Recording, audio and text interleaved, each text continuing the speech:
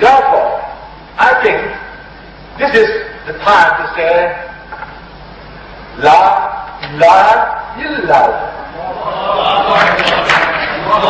There is no God. Il n'est d'autre Dieu que Dieu, et Mohammed est son prophète. Rasulullah. Muhammad is messenger of Allah. Il proclame sa conversion en prononçant la Shahada. C'était lors du 8e congrès médical saoudien à Riyad. Il s'agit du professeur Tajata Tajason, chef du service de chirurgie et d'embryologie à l'université de Chiang Mai en Thaïlande et actuellement doyen de la faculté de médecine à la même université. Le contact avec le professeur Tajata Tajason remonte à l'époque où on l'a entretenu sur un certain nombre de versets et de hadiths du prophète relatifs à son domaine de spécialisation. Il a bien voulu y répondre. Précisons que les livres sacrés du bouddhisme chez eux comportaient des descriptions précises sur les phases de l'embryon.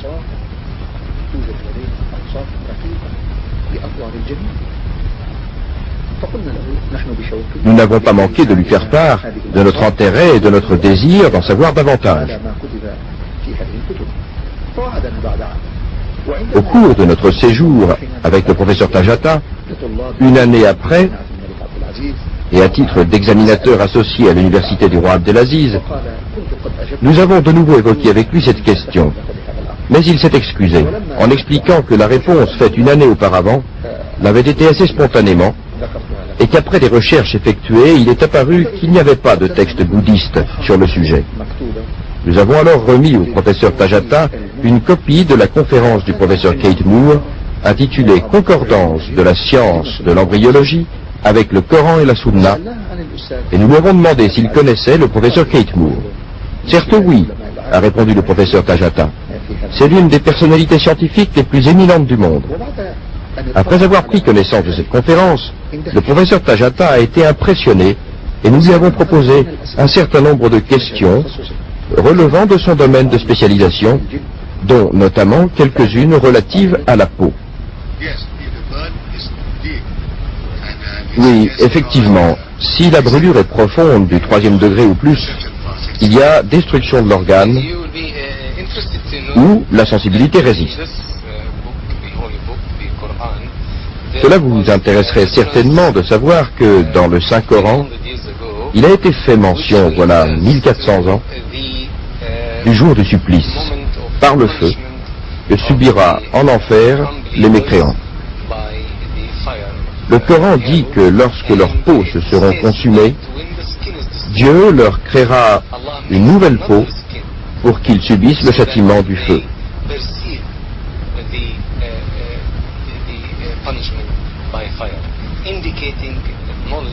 Ceci démontre une connaissance des terminaisons nerveuses de la peau.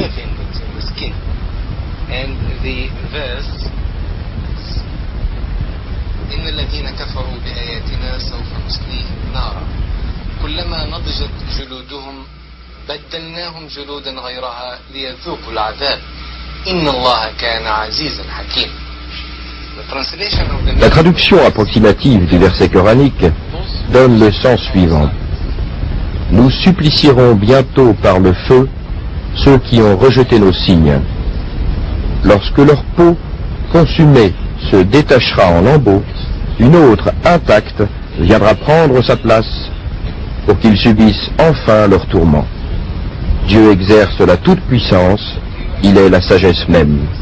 Êtes-vous d'accord pour dire qu'il s'agit là d'une notion qui évoque l'importance des terminaisons nerveuses dans la peau en matière de sensibilité il y a 1400 ans?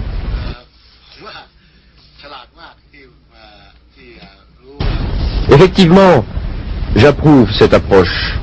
Il s'agit bien d'une connaissance de la sensibilité évoquée il y a très longtemps de cela. Parce qu'il est dit que celui qui commet un péché et qui subit le supplice du feu, qui consume sa peau, Dieu lui créera une nouvelle peau.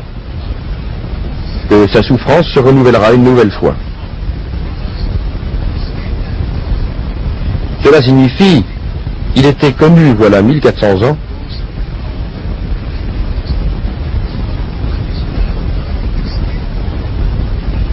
que la sensation de la douleur devait résider dans la peau. Et c'est pourquoi il est nécessaire de la créer une nouvelle fois.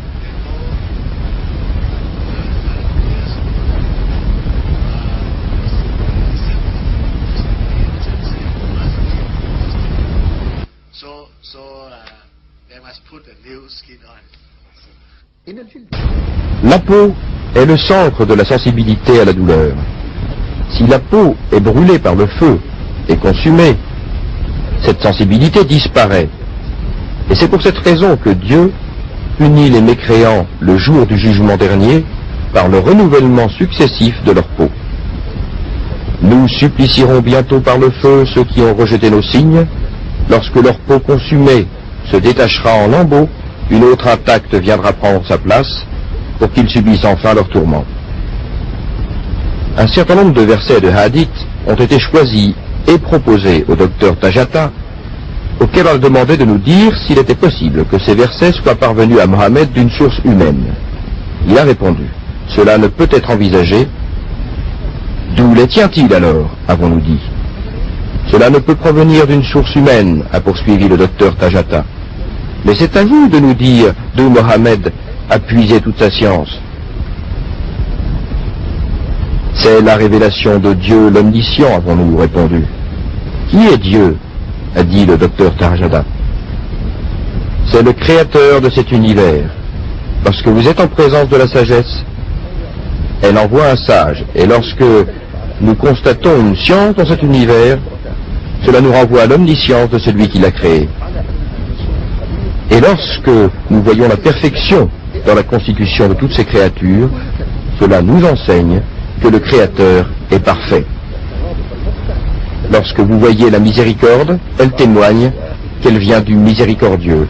Et lorsque vous voyez l'ordre unique de cet univers, cela signifie que l'œuvre du Créateur est miraculeuse.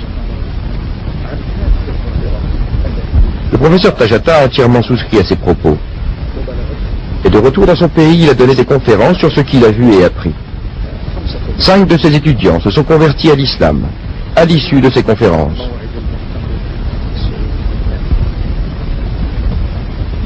À l'occasion du 8e congrès médical saoudien, auquel il a été invité, le professeur Tajasson a suivi avec attention, durant 4 jours, et dans la grande salle réservée au thème du miracle médical dans le Coran et la Sunna, les interventions de bon nombre de professeurs musulmans et non musulmans qui ont abordé le phénomène du miracle scientifique dans le Coran et la Sunna. À l'issue de ces séances, le docteur a pris la parole.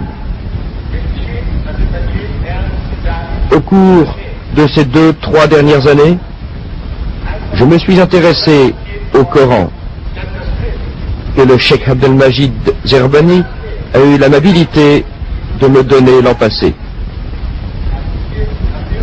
J'ai à mon tour donné au professeur Chainbourg des conférences de Cheikh Zerdani.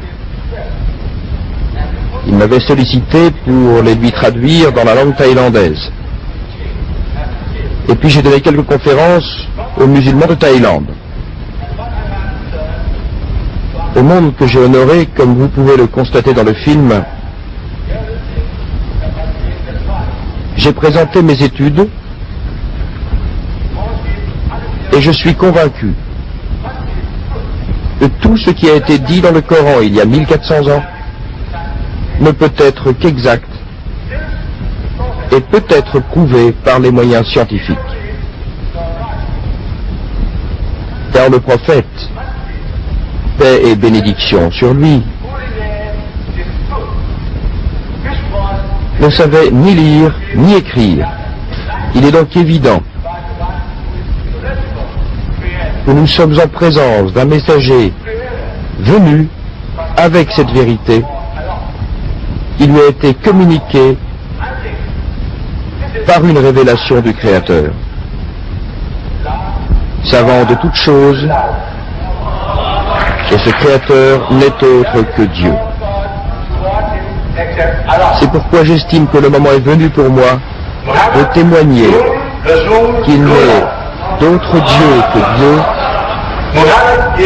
que Mohammed est son prophète.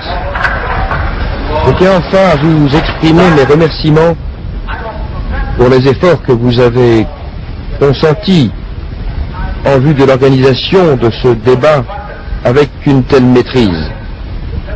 Le programme élaboré pour un congrès de cette envergure a certainement été un travail très délicat.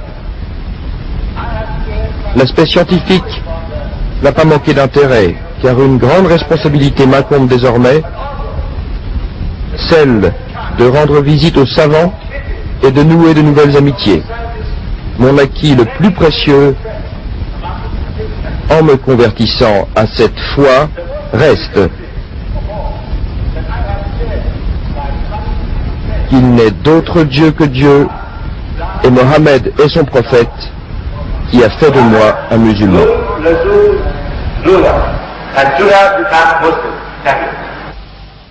وصدق الله القائل وقل الحمد لله سيريكم آياته فتعرفونها. بسم الله الرحمن الرحيم. ويرى الذين أوتوا العلم الذي أنزل إليك من ربك هو الحق ويهدي إلى صراط العزيز الحميد. صدق الله العظيم.